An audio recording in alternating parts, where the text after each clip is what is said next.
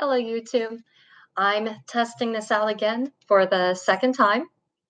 So, hello, and thank you for joining me. I tested this out yesterday, and so I'm testing this out again. And if this becomes a thing, then I will try to do this on Sundays, probably in the afternoon.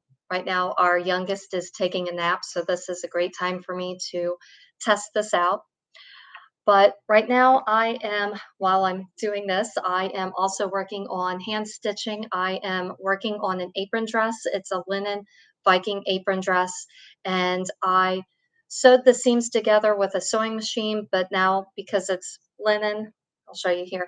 With linen, it frays easily. So I am rolling down all of the hems and hand stitching all of the seams. And I am getting this ready for Pennsic.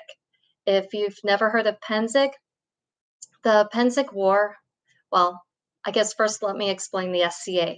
The SCA is the Society for Creative Anachronism. It's a nonprofit international organization that studies and recreates the years approximately 600 to 1600, but that's a little fluid. Pretty much anything pre 16th century is allowed. And with that, you will find some people might do Viking, while others like me do 16th century. And it's a lot of fun. A lot of people do it, families do it, and there's a little something for everyone. Specifically with our family, my husband is a fencer and he also does heavy fighting. So just imagine sword and shield, but the swords aren't metal, they're rattan with like pool noodle foam wrapped around it with duct tape. And there's archery, there's thrown weapons. But say you're not into doing heavy stuff or fencing or anything like that. There's also dancing. There are arts and sciences. You could do with me, I do blackwork embroidery, which is it's reversible embroidery done on usually done in black, but you can find red work, which is red silk thread. Black work is black silk thread done on white linen. Uh, but if you want to learn how to write music, if you want to learn how to make the instrument to play the music, if you want to learn how to dance to the music, what dances were done, there's a little something for everyone. If you like cooking, you like baking, if you just simply enjoy socializing and camping, there's something for everyone in this group. And like I said, it's an international nonprofit organization, and Pennsic War is one of the larger events in the group. And with this, Pennsic is held in Pennsylvania at the very end of July and for 2 weeks going into about mid August. And this year is Pennsic 50. So we're celebrating the 50th year of Pennsic. And last I heard, there are over 20,000 people pre registered to attend this war. So it's going to be big. If you can imagine 20,000 people or more in one campsite, or what it's one campground, but large enough that I could easily walk half a mile just going from parking to camping or to go to the merchants to go find food. You can easily get your 10,000 steps before lunchtime.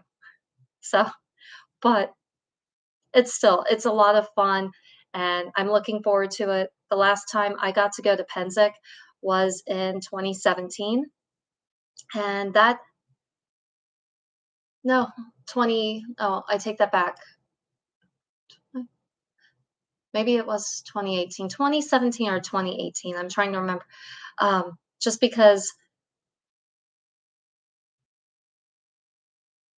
yes, I got to go in 2018, and that was, I had to, sorry about that. I had to go back through my memory bank for a moment.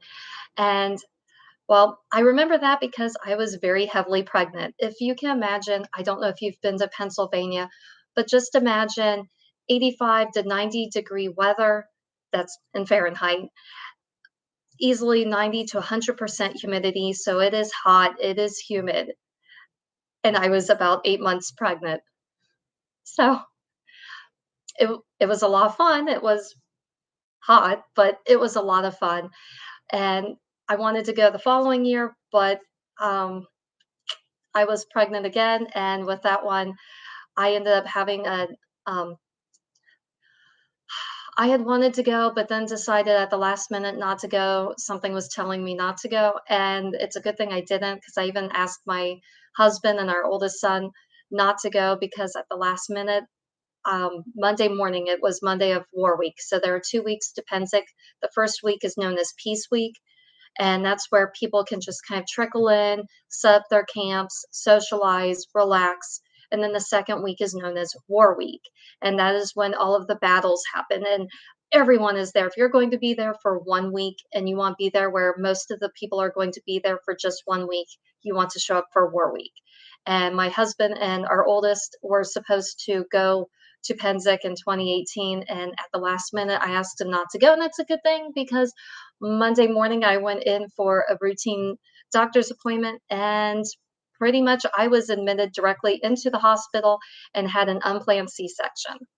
So, yeah, so Pennsic didn't happen in 2018, and with having 2 little ones in the house, I really did not want to do camping for 2 weeks with 2 little ones in tow, and so that was 2019 that we didn't go. And then we all know 2020, that was the pandemic, so that didn't happen, and then 2021. So fast forward, and this year, I'm so excited to finally get to go to Pennsic, and so I'm having to do sewing, but we're a family of 6, and so I have a lot of sewing to do because, well, children, they grow.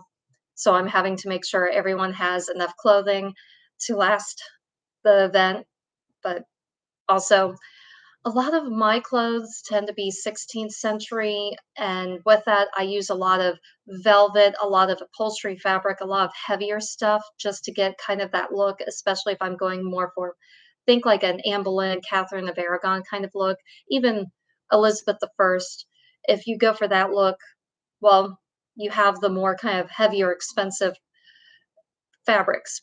But, well, again, in Pennsylvania, it's summertime. If it's going to be 85, 90 degrees, 100% humidity, I really don't want to wear upholstery fabric and velvet. So that's why I'm working on linen garb, and that's where this comes in. It's the first time I will have ever worn anything Viking, so that's exciting. I was hoping to have more people show up. I know yesterday I had two people show up, and then later on in the live stream, a third person showed up. And so if you happen to see that I'm online right now, that I'm live on YouTube, and you'd like to pop in, you want to talk to me, pop something in the chat and we can hang out, that would be great. Like I said, right now I'm testing this out to see how the live stream, how it works, when would be a good time for most people if I did this on a regular basis. I also looked into programming yesterday. There was one I looked into called StreamYard that it looked interesting. It looked like something I would like to do because right now, just using the YouTube Live, I'm having problems because yesterday there were times where if I wanted to share a picture and I couldn't, or if I wanted to have something in the chat show up on the screen and it wouldn't. And looking at StreamYard, I found that it can do the things I want it to do, but at the same time, it says that I have to give them access, grant access that they are allowed to have access to my YouTube videos and can like edit my channel. And I don't know, don't I don't know enough about the program to know whether or not I can trust it. So if you've ever used StreamYard, and if you've had any good experiences, bad experiences, whatever, please feel free to comment below and let me know what you think of this program. But in the meantime, I'm right now still just using the YouTube Live, and we'll see how it goes with that. So, anyways, I don't know where you might be watching from, but today for me it's Sunday. It's about 10 after 1 Eastern Standard Time. So that puts me in the United States. If you happen to be watching this video, if you are going to Pennsic, let me know if you've been to Pennsic before, what your favorite memory was, or if you've never been, If it's an event you're looking forward to going to maybe in the future, feel free to let me know about that too.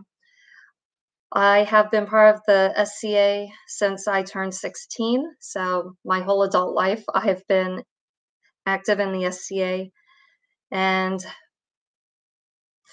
trying to remember how many times I've been to Pennsic.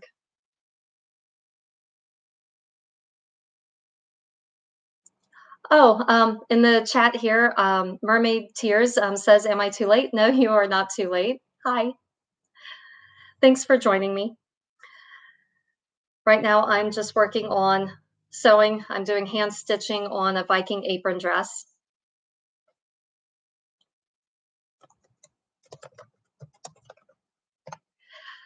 And with that, yes, I'm doing the apron dress just while it's linen, it breathes.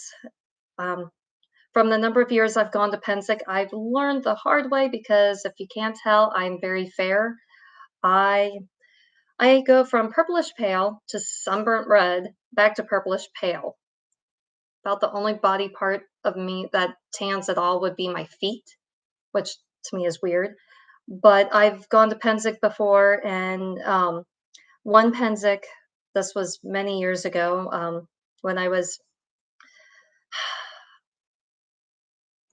not as intelligent as one would have liked in their mid 20s.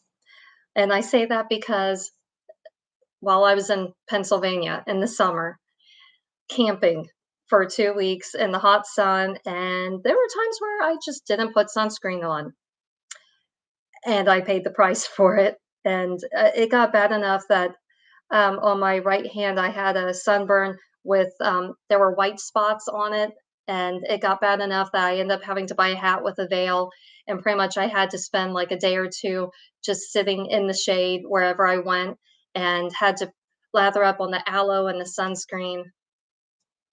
In the chat here, Mermaid's Tears says, "Perfect. I wish I could send you pictures. I just finished a linen tunic, and I could show you the flat felling. Totally easy peasy. Well, I'm glad it's easy. Yes, and yes, the sunburn. Ow, definitely. I learned the hard way. So now I make sure I always pack sunscreen. And anyways, well, with that, because I was also it was hot, so I was wearing cholis and I had like a broom skirt and stuff. I learned that linen is nice, long sleeve linen. Yes, it's long sleeves in the hot summer, but at the same time, it's linen. It breathes, so that way I'm not getting sunburnt, and it still breathes. Unlike my most of my garb, which is velvet or upholstery fabric, canvas, something that's very heavy and doesn't breathe much. So I'm looking forward to having a light, breathable outfit. So, mermaid's tears. With your linen tunic, what color is your tunic?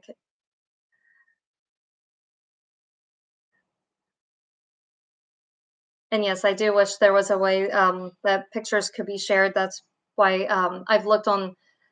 Last night I was looking around for different programs, and that's how I came across StreamYard, which had me interested in it because it looked like it did a lot of what Zoom does, and I have experience with Zoom, but I'm reluctant just because I don't want to grant them complete access to my channel, and it says like you have to allow them to be allowed to view and edit your videos, and that's the part that has me a little. I don't know. I want to wait and see if I can find others that have used StreamYard and their experiences before I go and use it myself. In the chat, Mermaid's Tears says, if you pour water over yourself, evaporating cooking works. Yes. And I just finished a madder red tunic for a new guy. Oh, that's nice. Yes, it's I presume you mean a new guy to the SCA or just new to your group. Because I know with us, we have sometimes where it's someone who may have been in the SCA for years, but they're new to our specific group if they had to move for work or something. And I've um, I've actually done it where I've bartered with people where I will do sewing for them and then they do something for me. For example, my brother-in-law, he's a woodworker, and he made me a chair. And that was kind of interesting. Well, I ended up doing more sewing for I did more sewing for his brother, who wound up later becoming my husband. So it was kind of an exchange with that one. But even where with my husband, he doesn't do sewing, so I'll do sewing, and then he's a blacksmith, so then he'll make me something like a dagger. The latest one was a ball dagger that he made me. He's also made a chalice. There are a couple of unfinished projects that I'm still waiting on. Um, but I know I'm not the only one to do bartering. Years ago, one of my friends had made tunics for a gentleman, and he didn't sew, but he does a lot of baking. And so in exchange, he made her baklava, and that was good. She shared it. That was great. Let's see. Mermaid's Tears said, "Oh yeah, that would be way too intrusive. Cooking."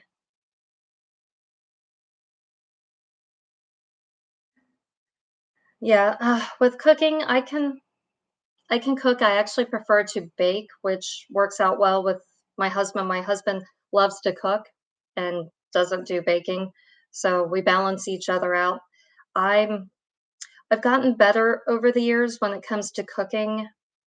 To give you an idea, for my in my first apartment, my roommate and I, she was my best friend through junior high and high school, and then in college, we got an apartment together, and her boyfriend was a grill cook at a local restaurant, and I just remember one time he came in and just saw me, we'll say, cooking, and I'm using the air quotation marks there because um, well, he was laughing at me. I think I was making chicken helper. It was something very simple, but I had to use raw chicken, and I was so queasy about it. Like I did not want to touch the raw chicken, so I like opened up the package and just kind of flung the chicken onto the pan and was doing my best not to touch it, just because I didn't like to touch raw meat. So I've gotten better as I've gotten older, but I absolutely love baking. I enjoy baking cookies the best. I've done a few cakes and brownies and other baked goods, but cookies are my thing to make. So Mermaid's Tears, with cooking, is there anything specific you like to cook or bake, or what do you enjoy doing? I'm still getting used to doing this live stream because, well, during the pandemic, I worked a lot with Zoom, and so I'm used to having being video of other people and actually being able to see and talk to someone rather than me talking to a camera and then looking at the chat to see what someone has responded. So I'm sorry, I'm still getting used to this.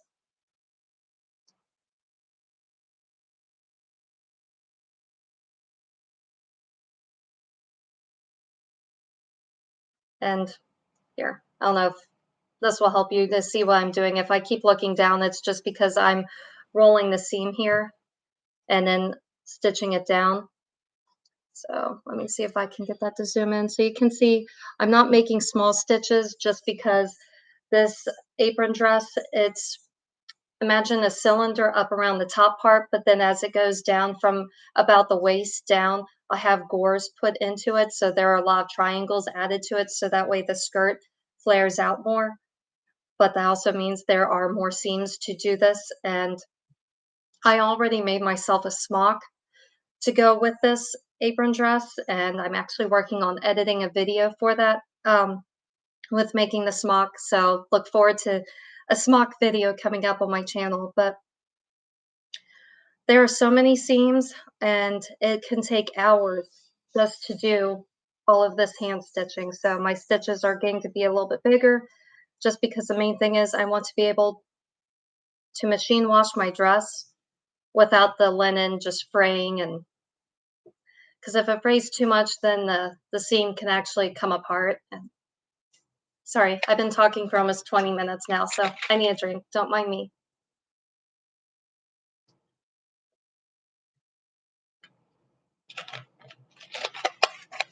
Oh wow, Mermaid's Tears says, I make everything by hand. Oh wow. I am very impressed.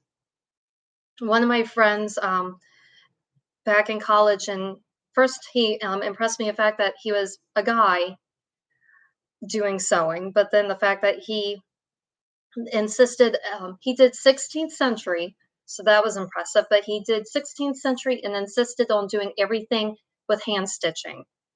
And I was so impressed on so many levels. One, how many guys do 16th century who will sew their own clothing and then want to do hand stitching? Because with me, especially at that time, I did not have the patience for hand sewing. I would do embroidery, but even with that, I had to be in the mood to do embroidery. Everything else was machine sewn. And Mermaid's Tears said, "Speed comes with practice." Yes, that is true. Part of the problem I'm running into is just how long this is and how I have it going in one direction. I'm having to put like my arm into the skirt and go down, and then I'm trying to hold the fabric down inside. So that's kind of what's slowing me down right now. Because when I first start off like at an edge, and then like here's an edge, and once I start here and I go in a little bit, I'm very fast, and then the further I get in, it gets slower just with my arm being up in the dress.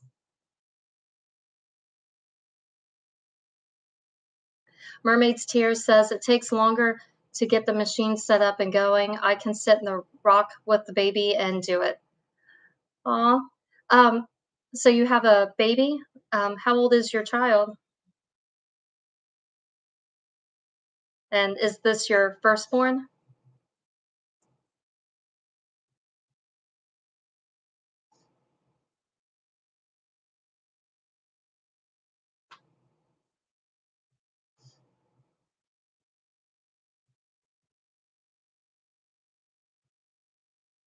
And as far as having a machine set up, I have a sewing machine always set up. That way, I just have a cover on it. I can take the cover off and then immediately start sewing. It's my embroidery machine that I actually have to get up and get set up and everything before I can use it. And more or less, that's just because I only have so much space for everything.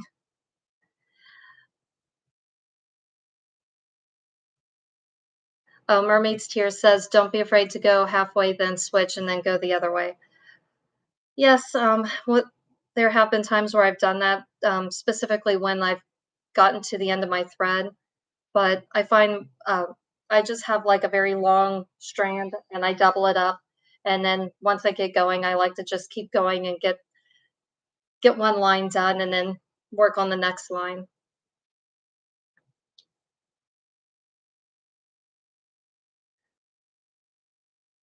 I guess, well, with that, I also, maybe that's from doing so many years of blackwork embroidery where I'm used to just simply starting on one side and going left to right and doing everything to the very end and then going all the way back. Where depending on the pattern, like especially if it's something going on like a cuff or a collar, I could go part way, go back, and then go part way, and then do chunks at a time and make it seamless in the end. But instead, I prefer just to do one whole line going straight across, all the way across, and then back.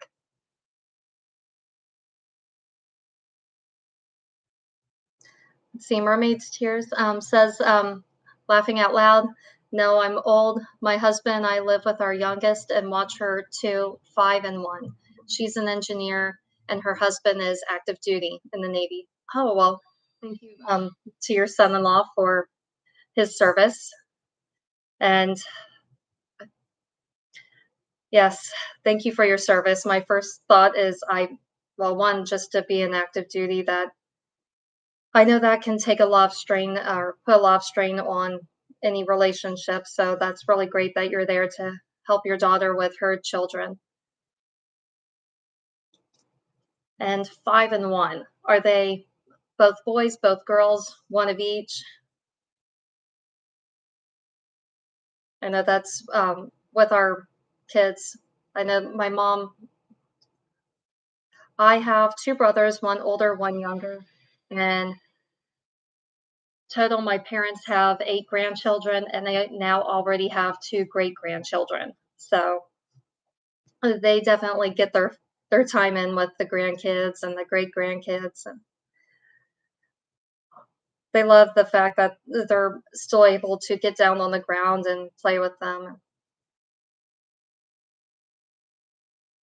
Mermaid's Tears says, "They met in the Navy, both boys, the grandchildren numbers 14 and 15." Oh, wow. That's a lot of grandchildren.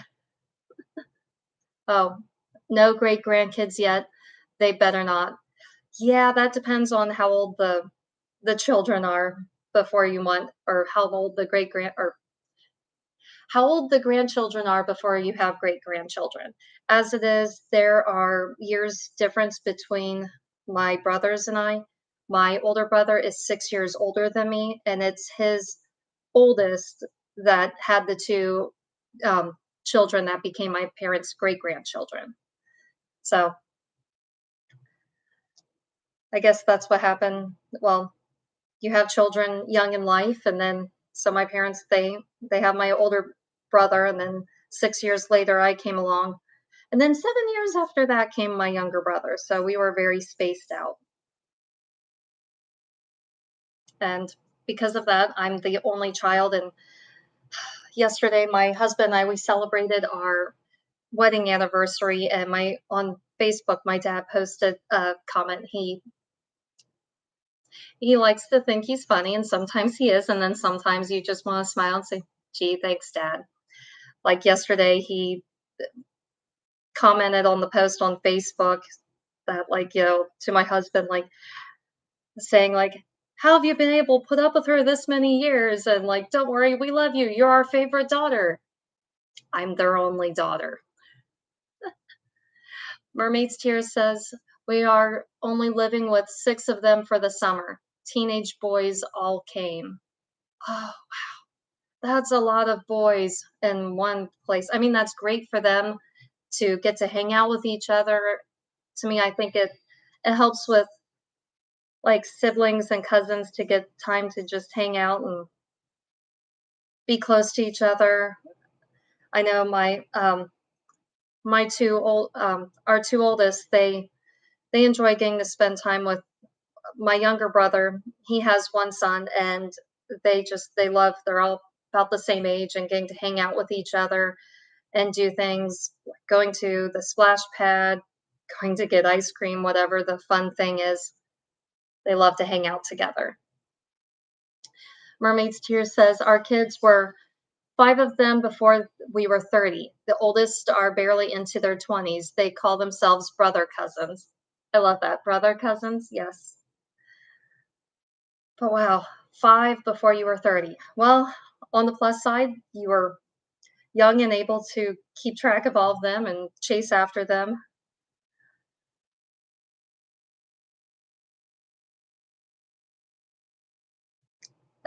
She says, "Sorry, the teen boys are the brother cousins." Yeah, I figured, but still, um, wow, that I'm just thinking that's a lot of boys.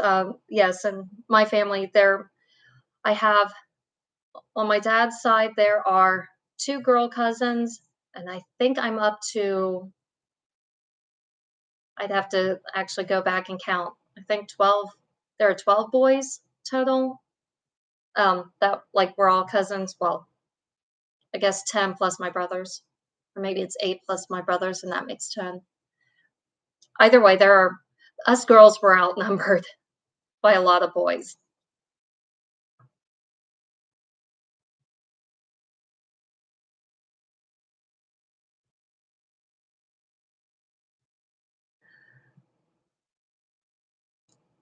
Let's see. According to the my YouTube thing here, it says it looks like 3 people have viewed this. If you're just joining me, thank you for joining and keeping me company while I do some hand stitching here for an outfit for Pennsic.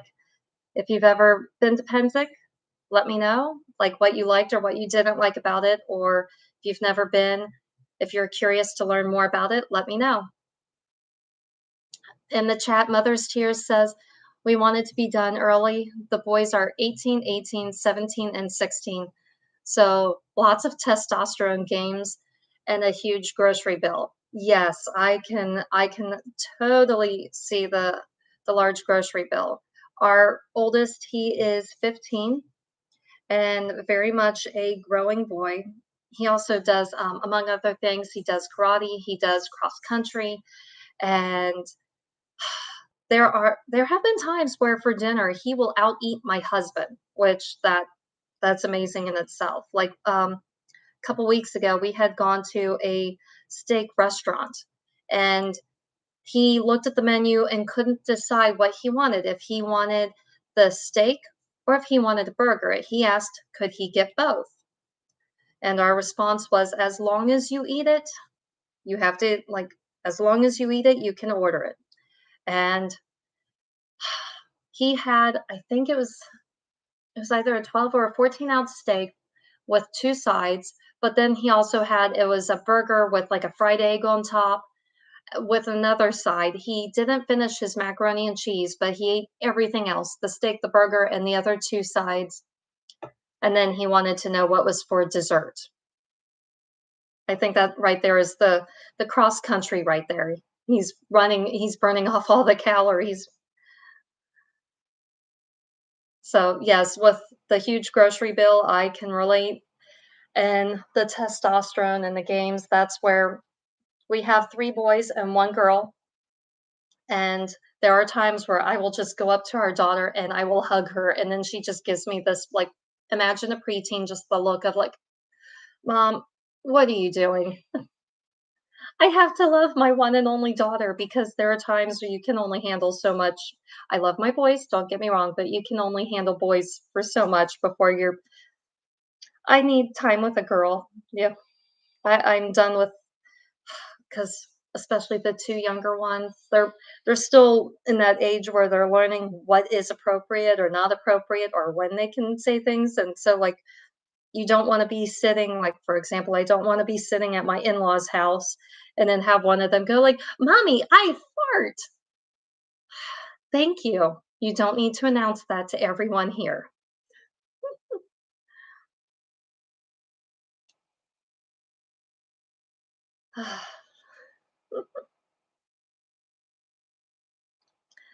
So, Mermaid's Tears, how long have you been in the SCA?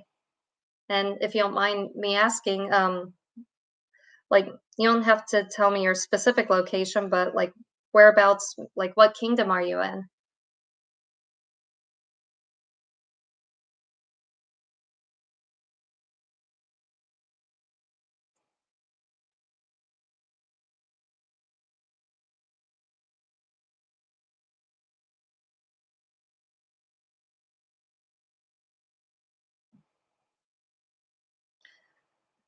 And right here, I finally finished the one side I was working on, and so then I've now gone and now I'm working on going on down this side.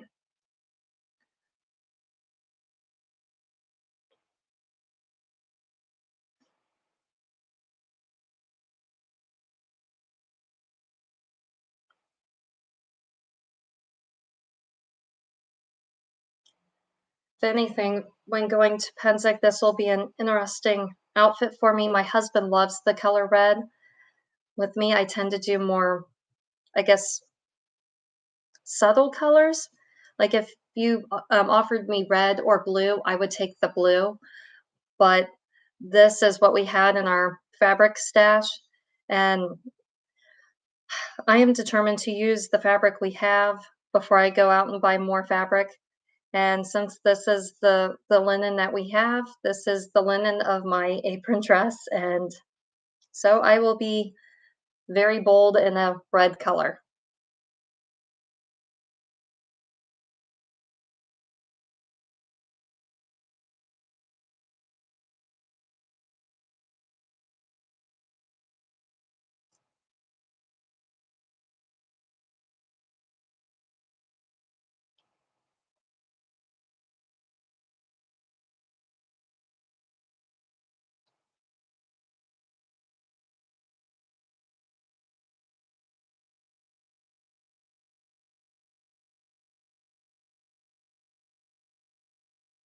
Sorry, I'm just checking the chat here to see if Mermaid's Tears has said anything more.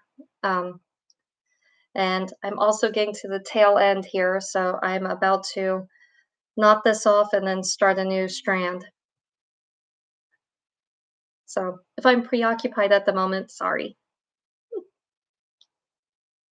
But thank you for keeping me company, or if you happen to watch this video later, if you have any recommendations. I mentioned earlier that yesterday I looked at a program called StreamYard, but I've never actually used it.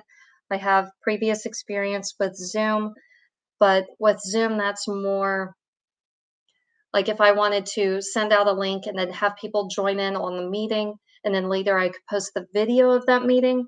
Whereas StreamYard, it looks similar to what the YouTube Live is, but it actually shows, like, if someone comments in the chat, then those comments can also be posted on the screen, and I can share pictures and stuff. But the problem with that I found with StreamYard is that it wants you to grant them access to be able to view and edit your videos, and that's the part where I'm a little hesitant. So if you've had experience with StreamYard, or if there's another app or program altogether that you would recommend, please let me know. But oh, and if you're curious, here is a very old spool of thread. This is actually it actually belonged to my great aunt Barb when before uh, I don't even know how long she had it. I mean, how long ago could you have found a spool of thread for 39 cents? But when she passed, when she passed away, I was given her sewing box, and in it there were a lot of neat old things in there.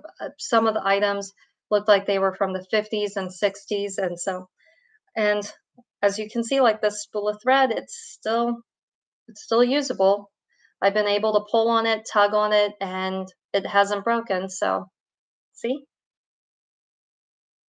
still good thread, and it just happened to match the red of my dress, which was even better.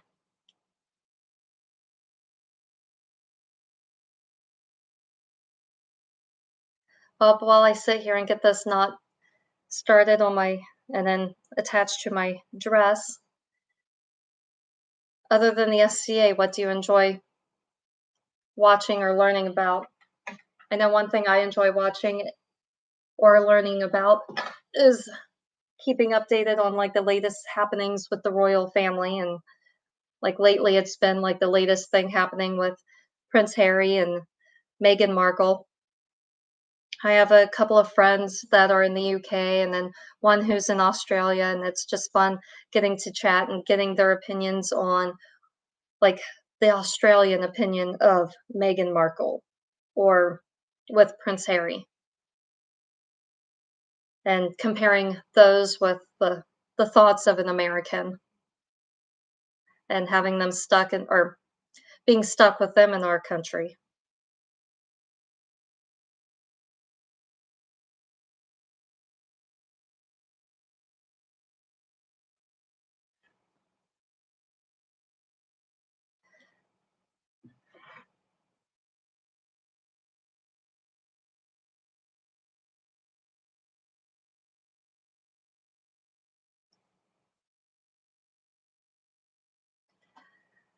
Well, I've been doing this live stream for it looks like about almost 40 minutes, and so here shortly I will probably call it a day. And if you aren't watching this live and you happen to catch it later, please feel free to comment below. Let me know what you think, what you would like to see in the future if I do this again, what what you think would help, what I should do differently, or what you liked about it, or if there's a program that you would recommend that I use instead of just using the YouTube Live. And I guess one thing I would love that I did like about Zoom is the fact that other people could pop in and then you can actually see faces and be able to talk to faces rather than just simply reading the chat. But at the same time, it is still fun, even if just reading the chat, getting to chat with people, it's still fun. Otherwise, I wouldn't be doing this. So,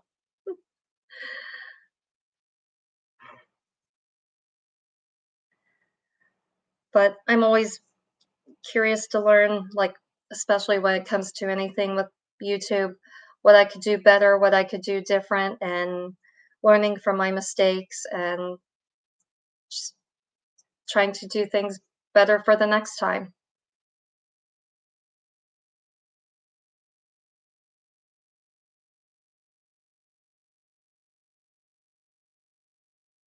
So right now I am going up one of the sides of the gore. So if you look here, you can see the gore starts up here and then goes down.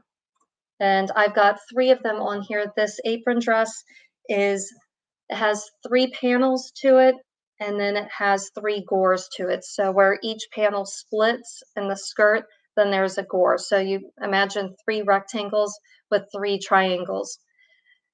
And on the top, I've already made the straps for it. And then on the top, I am going to attach straps that go up and over.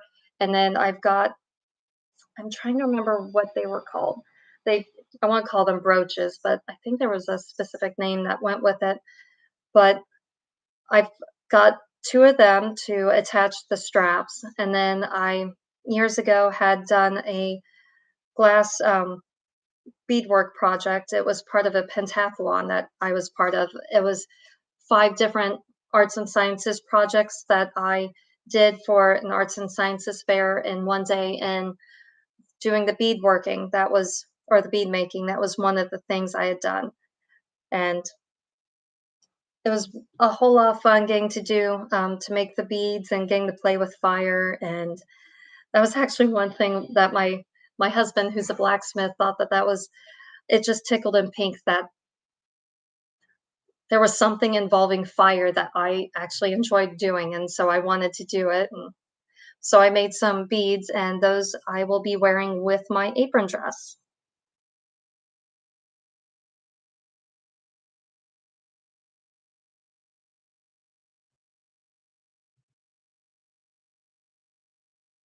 So if you happen to be going to Pennsic and you recognize the red dress and or recognize me, feel free to say hi.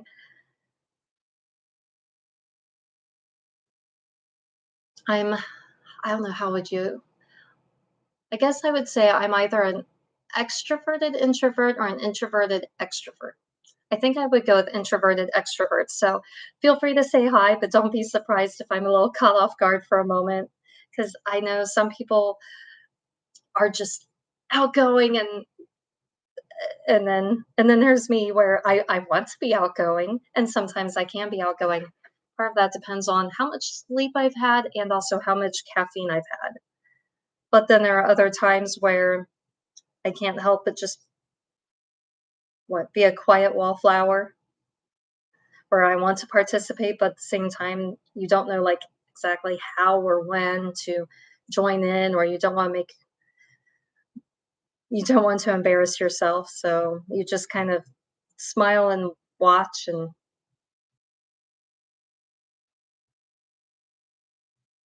if anything, that's one of many reasons why I've enjoyed doing this YouTube channel, just because, especially if you see some of my earlier videos, well, I've gotten a lot better about being in front of the camera. In the chat, Karen Craig says that looks heavy. Uh, Honestly, no, it's not. More of it's just a little awkward. If you can see, this is my left arm, and as I'm feeding it into the skirt, it's going to be difficult as I have to hold the fabric down to put it into place so then I could sew it down. But it's still, or at least compared to a lot of my other fabrics, this is light. And but then again, most of my fabrics, I have a lot of velvets. One of our friends, guess this would have been, it was back around Easter time, and she was moving from one place to another and didn't have enough space for fabric. And she had bolts, and when I'm talking, I'm like large. large rolls of velvet. And because she had gotten them from, it was a company that did, first they did theatrical curtains, and then they went from making theatrical curtains to doing lighting for the theater. And as they made that transition, they no longer made curtains or didn't do as many curtains. And because of the SCA being a nonprofit, she was able to get that fabric for free. But then with her moving, she couldn't move all of that fabric. And so she offered it up. And so I got, it was like 8 yards of, I think, burgundy fabric, and then like 10 yards of black. And I'm talking 8 yards of velvet, burgundy velvet, and then like 10 yards of black velvet. And there was also a cream, there was a red, and I think there was another color too. I remember the black, the green, there was purple, burgundy, a red. So, but still lots of velvet. And so very pretty. It will be great for a winter outfit, but not to wear to Pennsic. I am, I love my velvets, but I am not, maybe for like an evening court, if it's cool enough outside, I will wear my velvets, but not when it's hot during the day. I do not feel like dying in 90-degree heat with 100% humidity because I chose to wear velvet and a hoop skirt with a corset. Nope, I have my limits. And that's actually why a few years ago I did make, I made two outfits to go with my hoop skirt, but they're both made out of cotton, but the fabric, it looks period without having that heavy period feel of being a heavy brocade or upholstery fabric. The only bad thing was at that point, I remember when I made those outfits, I was pressed for time. And when I mean pressed for time, I mean like I'm leaving for Pennsic in 3 days and I'm quickly trying to sew outfits. And I didn't have any boning to go into my bodices. And so as a quick fix, I ended up finding some wooden rods at the local craft store and put the wooden rods in as a quick fix. And then I I don't think I've worn the dresses since then. The one no, I take that back. I have worn the one once, but I still need to actually undo my stitches and put in like more proper boning than a wooden rod. But it was something better than nothing, in my opinion. In the chat, Karen Craig asked, "How do I store all these costumes?" And we have limited space in our house, and so most of our costumes, well, it depends. The hat, I have a hat box for some of my hats. My husband also has a hat box. Well, mine are for hoods, his are for hats. But as far as most of our costumes, we just have a lot of plastic tubs, and I have them labeled. And we did that years ago when we went to Golf Wars. And that way we could have like, this is my tub, this is my husband's tub. And we had each tub labeled whose was whose. But now all the clothes have kind of intermixed between the tubs, between being worn to, say, a day event and being washed and then just tossed into a tub. So I have to go back and organize that. But we just have them in plastic tubs. And some of them we have in a storage room. Some we have a trailer, so some of the tubs are in the trailer.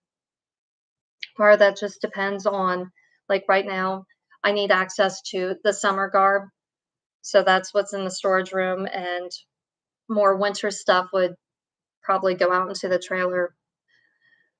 But the good thing is it's a way to be able to put things in tubs and then stack the tubs. The bad thing is depending on the fabric, like if it's silk or something, it can get wrinkled, and then you have to try to get the wrinkles out before you wear it.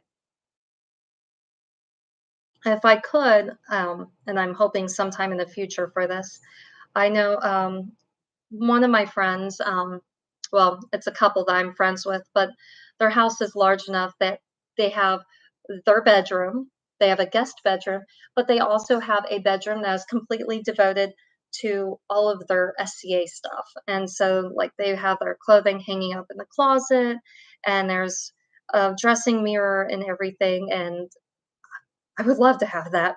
But right now, with 4 kids in the house, well, we quickly lose out on space.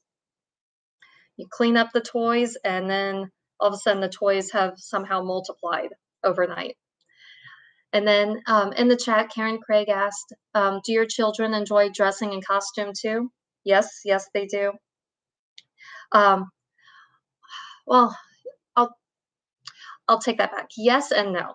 Um, when they were younger, they loved. Actually, well, when they were babies, I don't know that they even noticed or cared what they were dressed in. They just cared about playing with other kids or having fun. And then as they got older, they grew up with it, so they're just used to it. Um, I know now, with our teenage son, it's well, you can imagine a teenager kind of the, "Ugh, do I really want to put on a doublet?" And but depending on the event, if there's if there's youth combat fighting and archery and other things that he's interested in, then sure, he'll put on the costume and then go off and do the event. It's the events where, for example, 12th night. 12th night, those events tend to be more just, it's in January, after Christmas. And for 12th night, a lot of times it's just arts and sciences stuff. It's socializing, eating, hanging out. eh, Not a whole lot that a teenager would be interested in with hanging out with a bunch of people. Although there are times where other kids will be there, and then we'll bring games and stuff, and then they play games. We also have, each kid has their own gambling box, so there might be some period games that we play, like Game of the Goose is one. I'm trying to remember the name of the other that we play. I just remember it has numbers on the board. I'll think of it in a minute. It's a German name, but it has numbers on a board and it's kind of stacked on each other. And then, like, you've got different spaces. Like, one is the wedding, one is the pig. And depending on where you roll the dice, and depending on what you, Gluckhausen, I think it's Gluckhausen is the name. But depending on where you land then determines, or you roll the dice and depending on the number then tells you where you land. And if there's a token on that number, then you get to pick up the token. But if it's something, certain numbers, like I said, there's the pig, there's the house. Some of them you just have to um, leave your token there, and then if someone rolls on that, it's been a while since I played that, but it's a lot of fun. But we each have a gambling box, so it's not actual money we're gambling with. It's either beads we've made or coins that we've made at home, just different things, different trinkets that's what you use to gamble with. So with that, if there are other kids his age to play games with at an event, then that's fun. I know with our daughter, this was actually before the pandemic. I had made her, because I do 16th century, she wanted her own hoop skirt and her own French hood and stuff. So I made her an outfit, and she more or less was the reverse of me because I used my old scrap fabric to make her an outfit. And so, where, like, if say I had black velveteen for my skirt and bodice, she had black velveteen for her underskirt and her sleeves. And with that one, I still I had just enough scrap fabric after I made her outfit that I was able, um, our one son who's not the because it was before our youngest was born. So when our one son was a baby, I still had just enough fabric that I was able to make him an outfit and more or less make him look like a baby sized version of Henry VIII. So that was fun. But yes, our kids, they do participate in the SCA with us. They also wear costumes. Our son, more or less, he takes the boy perspective and will more or less wear whatever he's given that I make him. Our daughter has discovered she likes to wear, specifically, we have a couple of Indian type outfits. So she likes more of the kind of Turkish Indian style and not so much the hoop skirts anymore.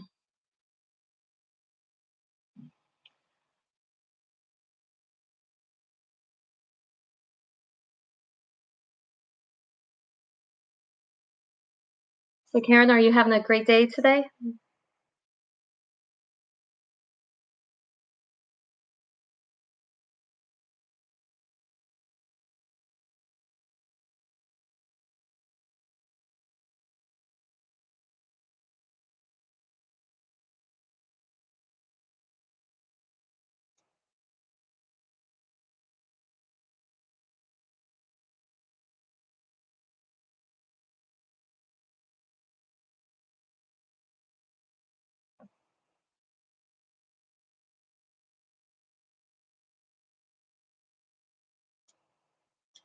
Well, I don't. Oh, there's Karen. Yes, I am. Thank you. Did you have a lovely evening? Yes, yes, we did. My husband and I, we celebrated our wedding anniversary yesterday, and so our children, they got to spend the evening with their grandparents, and my husband and I, we went to it's a very lovely, very expensive um, steakhouse. To give you an idea about we for our meal, it cost us over $250 for our meal, but it was delicious. So definitely a special occasion restaurant, but it was a lot of fun. And so, yep, it was a lovely evening. And right now, I'm just doing some hand stitching and hanging out here on YouTube Live and procrastinating a little bit before having to go out and do yard work before before we go out and go swimming to the pool. Because, well, as far as yard work before swimming, work before play, besides after getting hot and sweaty doing yard work, the pool will feel great.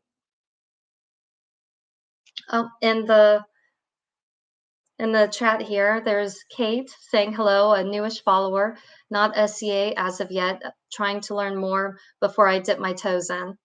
Well, welcome. If you have any questions about the SCA, feel free to ask. I've been part of the SCA since I was 16, so my whole adult life I've been in the SCA.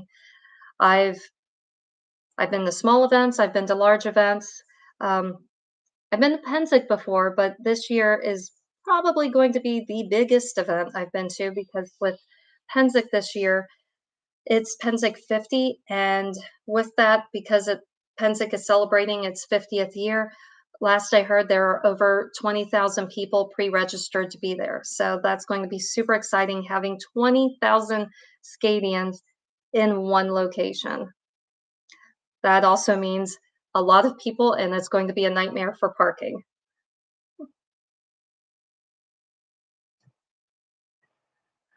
So, Kate, where, if you don't mind me asking, you don't have to say specifically where, but do you know like what location you're in?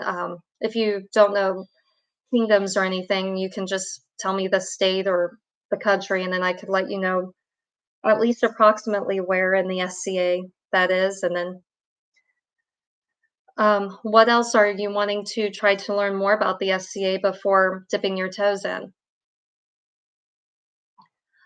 Yes, Kate said 20,000, that's astonishing. Yes, 20,000, that is going to be a lot of people, and it's going to be exciting, and I'm looking forward to it, but also at the same time, that's why I'm doing the sewing to try to get everything done because Pennsic starts at the end of this month.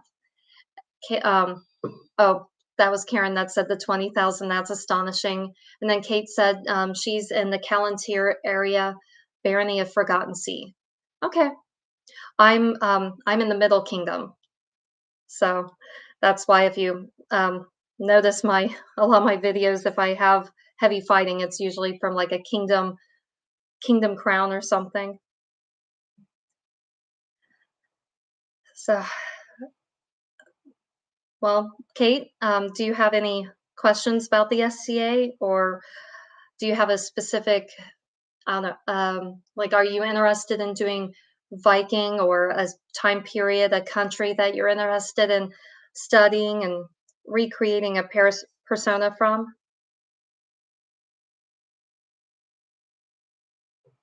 My string is getting all twisted.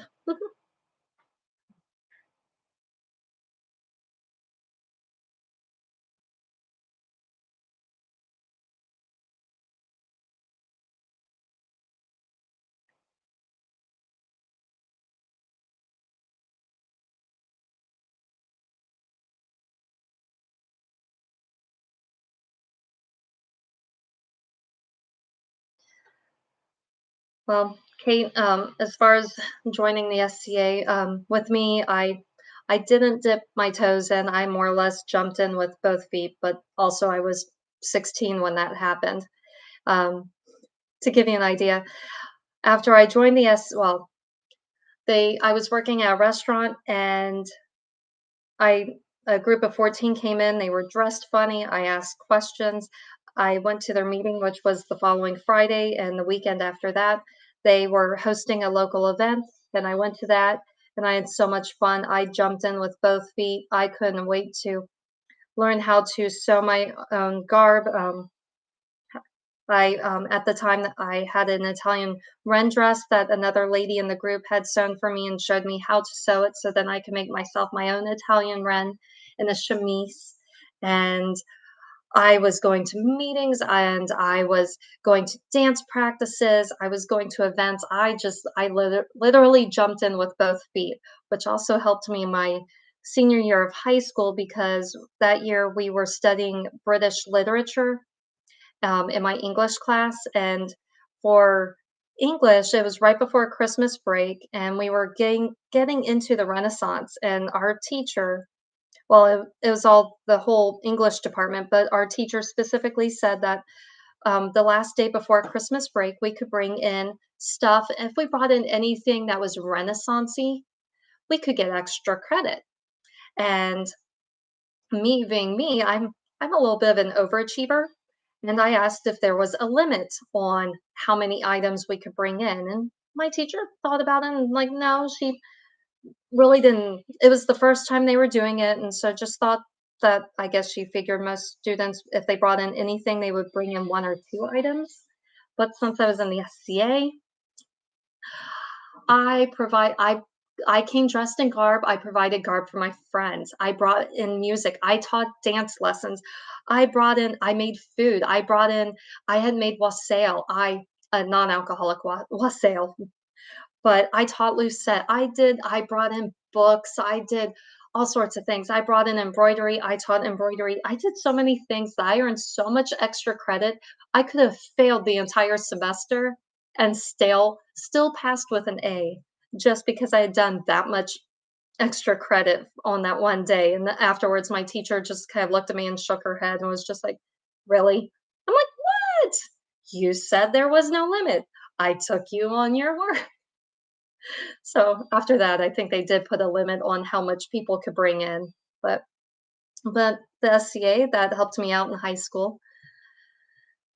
Kate in the chat says there are so many choices. I'm a bit overwhelmed, but I'm curious about early England and Dutch areas. Her history is the Renfest, so I'm used to more theatrical outfits.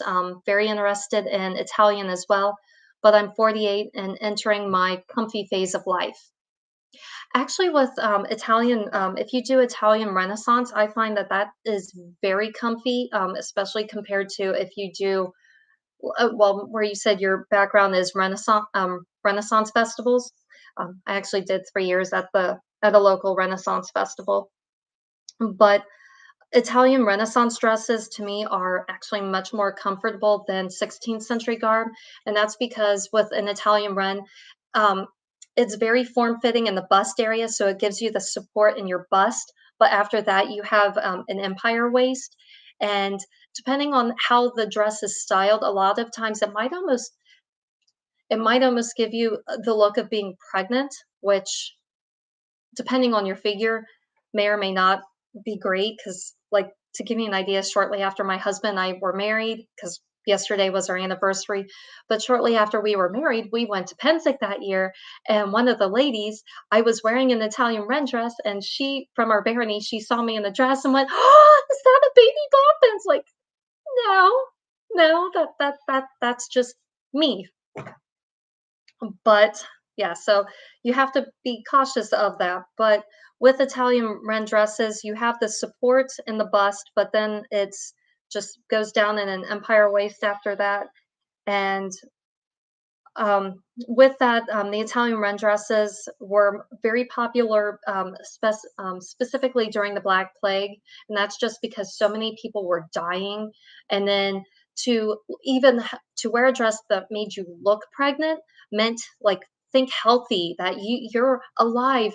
You know, the promise of new birth, of being pregnant, babies. That sounds healthy, and it it was uplifting over everyone dying outside from the Black Plague. So the dress is meant to make you look a little pregnant, or it can. Part of that just depends on if you gather the fabric more in the back.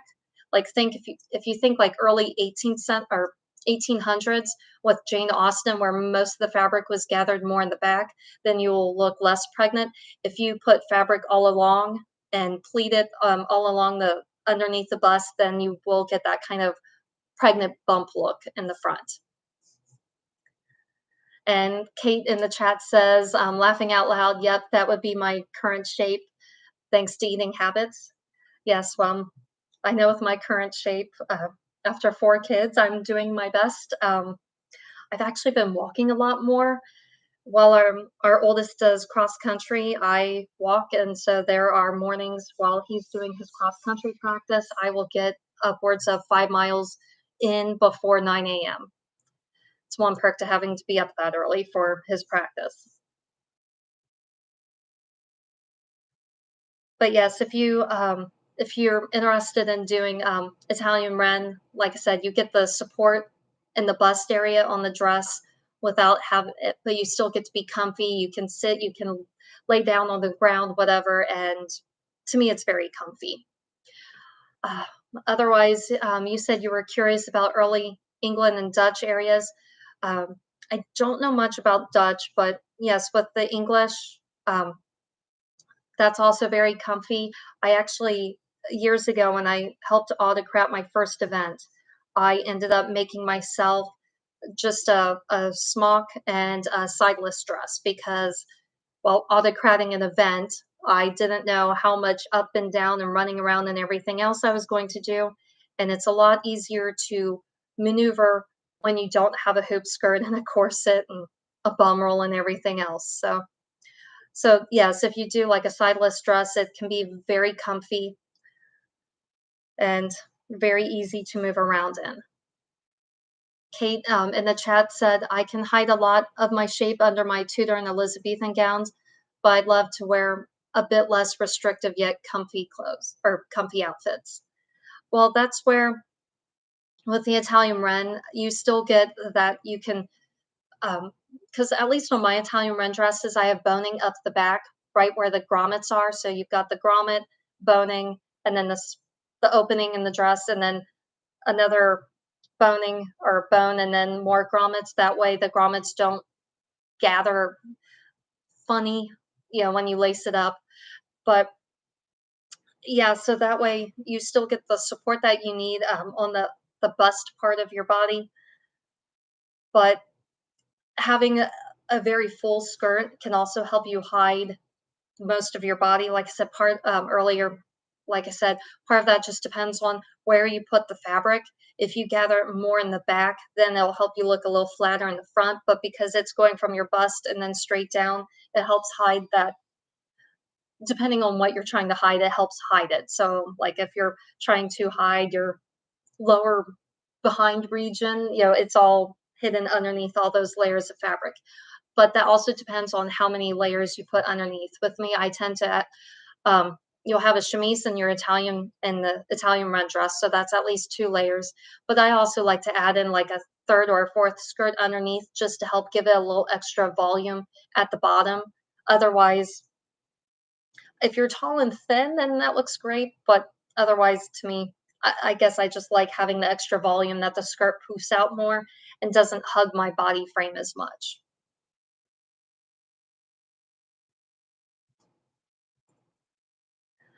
Kate asked, "Is linen the preferred undergarment fabric?" Um, I guess that depends on your preference. If you are like, for example, I joined the SCA when I was 16, so I could only afford a certain amount of stuff. And so, if you're looking for something that's more financially, what? If you're looking for something that's cheaper, I would recommend going with muslin. It's 100% cotton, and that would still give you the look that you're most likely going for without having to break the bank. But if you are going more for historical, if you are going for something for a fabric that breathes better, because I mean, it's cotton, it does breathe.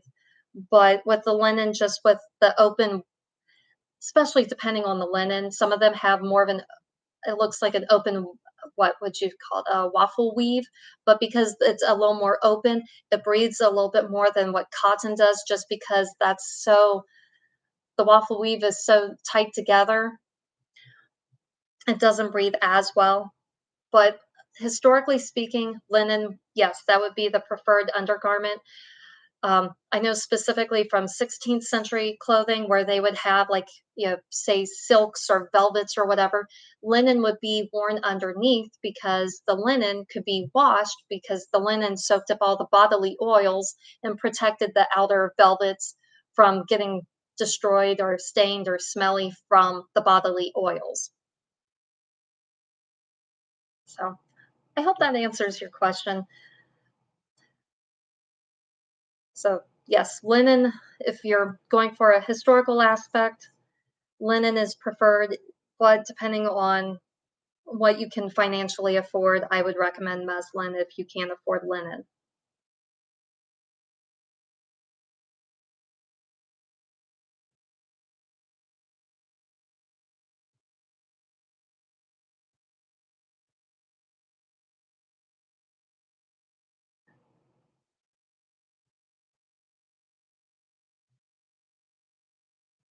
Well, as it is, I am almost to the top here, so while chatting with you, I have been able to go all the way down on one seam. Let me show you here. So I've been able to go all the way down and all the way back up. And I'm almost to the top here. I've been doing this while chatting with you all for about an hour. It says an hour and 13 minutes. Well, almost 13 minutes. So I think I'm going to get off here, and I've procrastinated enough. So I'm going to go help out with the yard work before we take the kids and go swimming. So thank you all for joining me today. And if you catch this live stream later, please feel free to comment below and let me know what you thought, what you would, if you like this, if I should do this again, if you think there is something that you would recommend I do differently, please let me know. And thanks for watching. Have a great day.